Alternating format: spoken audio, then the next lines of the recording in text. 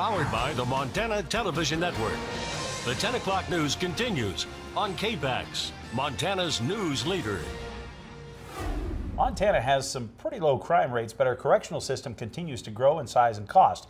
This year, lawmakers enacted a sweeping set of reforms to take a step in the opposite direction. In the first of a four-part report starting tonight, MTN's Mike Dennison and Mackenzie Frost examine an ambitious move to downsize Montana's correctional system.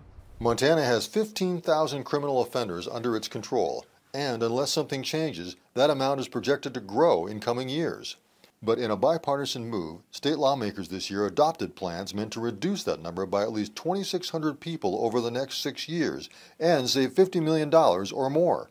The main thrust of these reforms is to cut the rate of offenders who re-offend and get sent to prison, known as recidivism.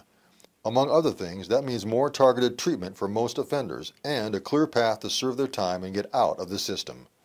90+% of people are released from jails and prisons, and they come back and they live in our society. You want to have people come back and be productive in it, and not be at increased danger to the community. The expectation now is you do everything you can to prepare these individuals to go home and to be good fathers, to be good husbands, to be good members of the community, and they are going home.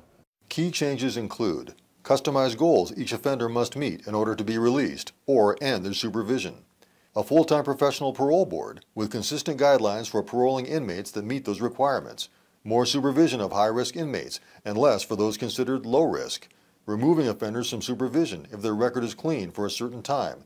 And pretrial screenings for people who've been arrested to keep them out of jail if they're a low risk to public safety.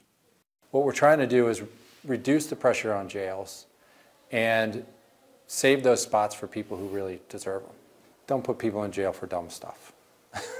That's kind of what it comes down to. Governor Steve Bullock's administration is on board with the changes too, but they also acknowledge it means a lot of work from the Corrections Department, private contractors, and others. We won't be 100% successful. That's just the reality of the business we live in, but I think this will have an effect that will create some positive change for individuals.